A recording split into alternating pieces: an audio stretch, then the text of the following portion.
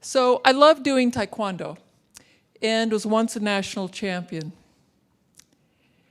But a lot has changed since then. I went off to medical school, became a physician. I had a son and then a daughter. And I developed a chronic disease for which there is no cure. In 2000, when I was diagnosed with multiple sclerosis, I turned to the best MS center I could find, the Cleveland Clinic. I saw the very best doctors receive the best care possible, taking the latest, newest drugs. Still, by 2003, my disease had transitioned to secondary progressive MS. I took the recommended chemotherapy. I got the tilt-recline wheelchair. I had one with a motor I could drive around. I took Tysabri and then Cellcept, but continued to become more severely disabled. My disease had transitioned. I was afraid that I was going to become bedridden. I turned to reading the latest research using PubMed.gov. I knew that brains afflicted with MS over time shrank. I therefore went to every night reading the latest medical research about the diseases in which brains shrink. These diseases were Huntington's, Parkinson's, and Alzheimer's. I saw that in all three conditions, the mitochondria do not work well, leading to shrinking brains. With more searching, I found studies in which mouse brains and their mitochondria had been protected using fish oil, creatine, and coenzyme Q. I translated those mouse-sized doses into human-sized ones and began my first round of self-experimentation. The rapidity of my decline slowed, and I was very grateful, but I was still declining. Next, I discovered the Institute for Functional Medicine, and through their continuing medical education course, Neuroprotection, a functional medicine approach to common and uncommon neurological syndromes, I learned more brain cell biology and what I could do to protect mind. This is some of what I learned. We have 1 billion cells in our brains with 10 trillion connections. All of that connective wiring must be insulated with something called myelin, and multiple sclerosis damages myelin. In order to make healthy, robust myelin, your brain needs a lot of B vitamins, in particular vitamin B1, which is thiamine, B9, which is folate, B12, which is cobalamin. It also needs omega-3 fatty acids and iodine. This is a synapse. Those beautiful golden drops are the neurotransmitters. For your brain to make neurotransmitters, it needs a lot of sulfur and vitamin B6, which is pyridoxine. These are mitochondria. They're so beautiful. And they're so critical to your lives because it is the tiny mitochondria in each of our cells that will manage the energy supply for that cell.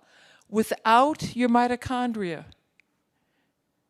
you would be no larger than bacteria. In medical school, I had to memorize countless reactions involving my mitochondria, but I never learned which compounds my cells could manufacture and which I needed to consume in order for those reactions to happen properly.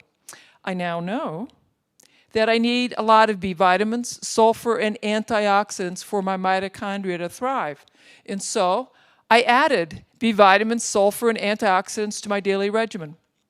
And then it occurred to me that I should get my long list of nutrients from food. That if I did that, I would probably get hundreds, maybe thousands of other compounds that science had yet to name and identify, but would be helpful to my brain and my mitochondria.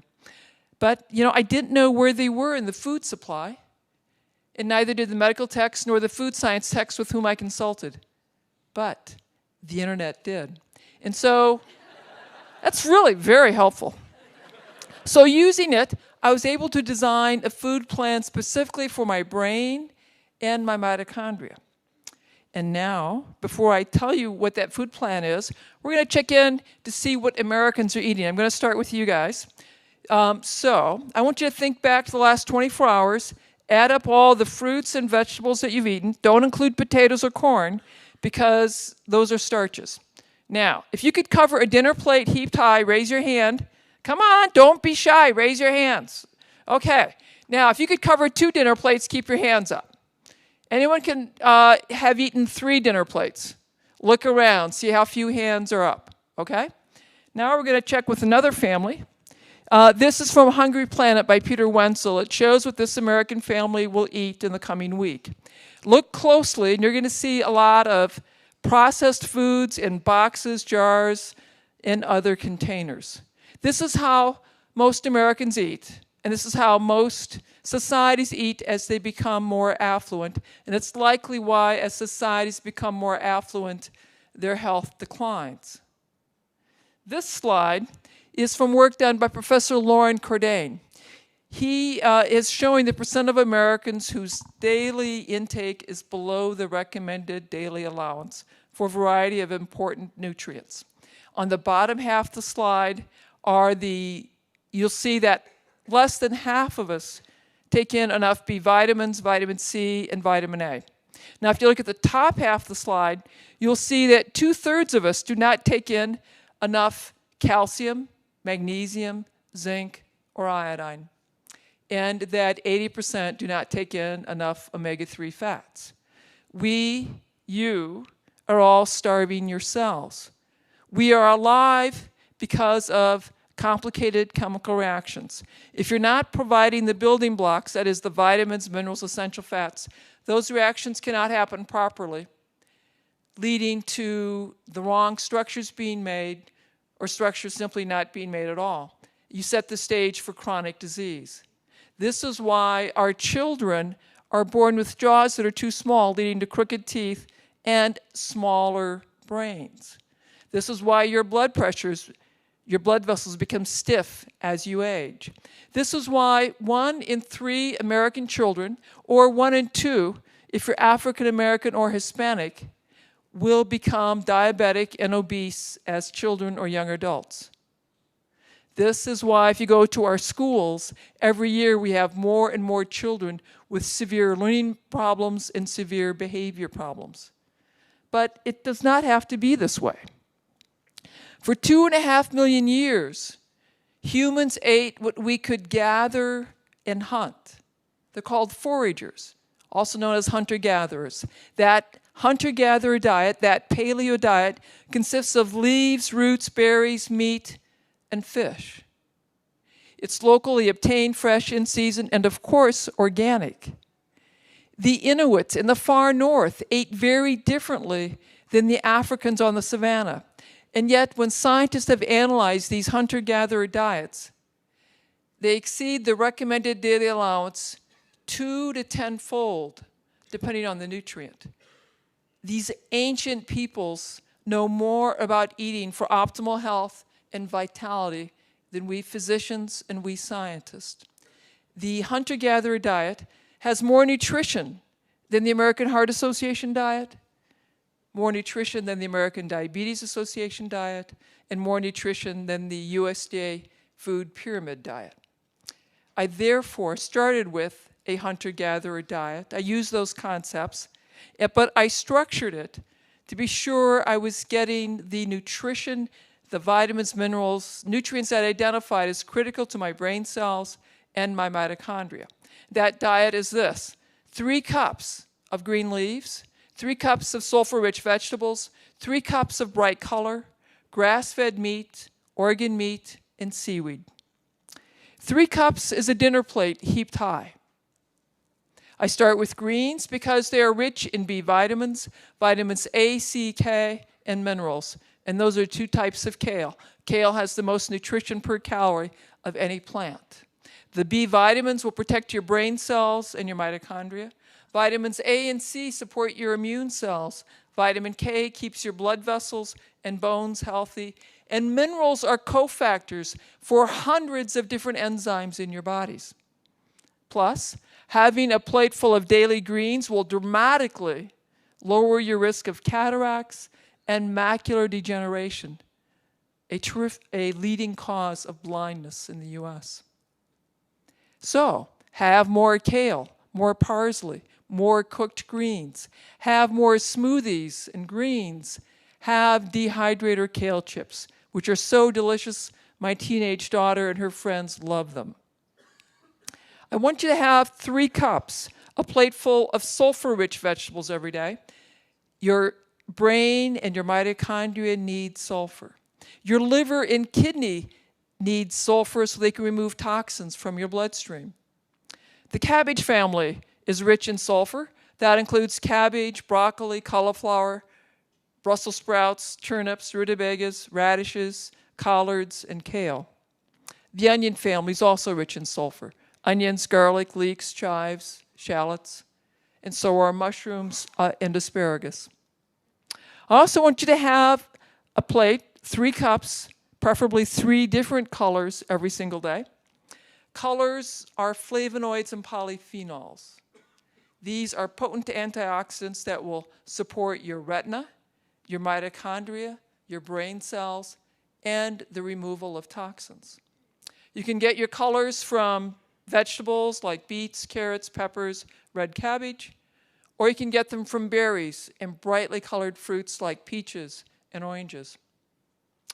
I want you to have high-quality protein that's rich in omega-3 fatty acids. Omega-3 fatty acids are very important to insulate that wiring in your brain. It's also critical for the development of your jaws so you can have straight teeth and a larger brain. Therefore, have wild fish, in particular salmon and herring. Also have grass-fed meat every day. Our ancient societies all valued organ meats. And organ meats are concentrated sources of vitamins, minerals, and coenzyme Q. They are particularly potent at supporting your mitochondria. Therefore, have organ meats like liver and onion, heart, tongue, gizzards, sweetbreads once a week. The ancients would travel great distances or trade to ensure access to seaweed. Seaweed is a rich source of iodine and selenium. Your brain needs iodine to make myelin, the insulation for the wiring. It also needs iodine to remove toxins, in particular mercury, lead, and heavy metals. And adequate iodine lowers your risk of breast cancer and prostate cancer. Studies have shown that 80% of Americans have a relatively low iodine. Therefore, have seaweed at least once a week to ensure and maintain adequate iodine levels.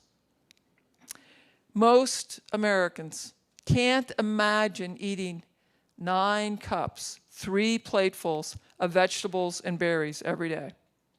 But if you will commit to having 9 cups of these incredibly healthy, wonderful for you vegetables and berries every day, before you have grain, potatoes, dairy, you will have dramatically increased the vitamin and mineral content of your diet. Plus, you will have dramatically lowered the risk of food allergies. Food allergies and food sensitivities are far more common than we realize. They're difficult to diagnose, and in particular, sensitivity to gluten, the protein in wheat, rye, and barley, and to dairy, the casein protein in dairy, is associated with a wide variety of health problems, including but not limited to eczema, asthma, allergies, infertility, irritable bowel, fibromyalgia, chronic fatigue, arthritis, chronic headache, neurological problems, and behavior problems. Yes, it will cost more to eat these beautiful vegetables and berries. But I assure you, you are going to pay the price. You will pay the price now for food that restores your health and vitality, or you pay the price for doctor's visits, prescription drugs, surgeries, missed time from work, early retirement, and nursing home care. The choice is yours. Okay, 7 years, I got the best care, the latest, newest drugs, and continue to get more disabled. By November of 2007, I could not sit in a chair like you are now. I had to be reclined in a zero-gravity chair like this, at home or at work or in bed. I could walk short distances using 2 canes.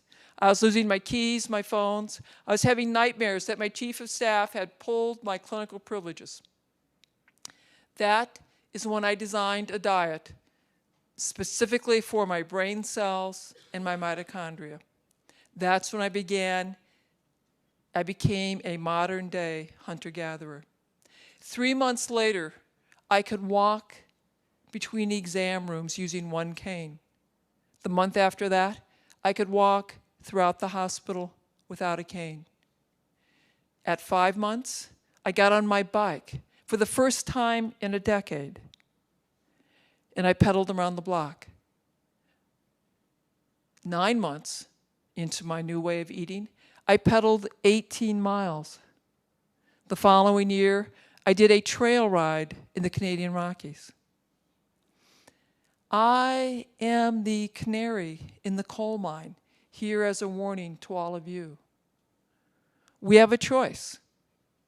We can continue to eat that delicious, convenient, tasty, processed food and watch ourselves and our children grow steadily more overweight, depressed, and diabetic. Or we can continue to watch healthcare costs balloon out of control, bankrupting us individually and collectively as a country. Or we can eat for our mitochondria, eating vegetables and berries, grass-fed meat, organ meat, and seaweed, and have more vitality. We all have a choice. I choose to teach the public about the healing power of food and to conduct clinical trials. We are testing my interventions and others with secondary progressive MS. We'll present our research on Sunday at the 2011 Neuroscience Conference. The results are breathtaking. We all have a choice. I challenge you to become modern-day hunter-gatherers and eat for your mitochondria and become ambassadors for your mitochondria. For if I can rise up from a tilt-recline wheelchair doing this, imagine what eating for your mitochondria can do for you, your family, your country, your community, your world. We have a choice. What will yours be? Thank you.